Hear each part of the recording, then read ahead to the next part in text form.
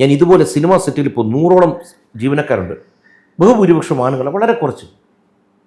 എൻ്റെ കൺമുമ്പിൽ ഇങ്ങനത്തെ വിഷയങ്ങളൊന്നും ഞാൻ കണ്ടിട്ടില്ല. എൻ്റെ മുറിയിലോട്ട് ആരും വന്നിട്ടുമില്ല, ഞാൻ ആരുടെയും മുറിയിൽ ഒന്നിനും പോയിട്ടുമില്ല. ഇത് പറയുമ്പോൾ ഞാൻ അത്ര വലിയ അല്ലല്ല, സാധാരണ വികാരങ്ങളുള്ള ഒരു ആണ് തന്നെ ഞാൻ.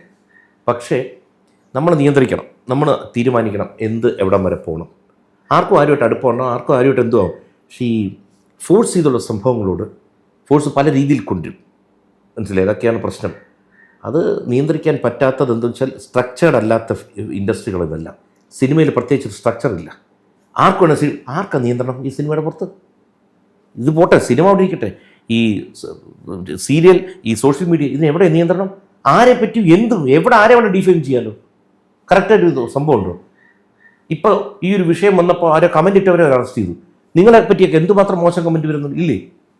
എൻ്റെ മക്കളെ പറ്റി വരുന്നുണ്ട്. ഇതിൻ്റെ പുറകെ പോയ ജീവിതം എൻ്റെ നമ്മൾ പിന്നെ ആരങ്ങ് വിട്ടു. ഇത് മനുഷ്യൻ കുറച്ച് ഇതിനെയൊക്കെ മറികടക്കും. അതങ്ങനെയാണ്, ഹ്യൂമൻ ബീങ്സ് മറികടക്കും. ഇപ്പം നമ്മുടെ ലൈഫിൽ ഒരു പ്രശ്നം വന്നപ്പോൾ അത് മറികടക്കേണ്ടി വരും. അതുകൊണ്ട് കുറച്ച് കഴിയുമ്പോൾ സമൂഹം ഇതിനെവിടെയെങ്കിലും ഇട്ട് പൊളിക്കും. ആ സമയം ഒരു നിയമം വരും, അന്നേരം കറക്റ്റാവും. ചിലപ്പോൾ നല്ലതിലോട്ടുള്ള പോക്കാണ് ഇതൊക്കെ. എല്ലാം നല്ലതിൽ അവസാനിക്കട്ടെ എന്ന് പ്രാർത്ഥിക്കുന്നു.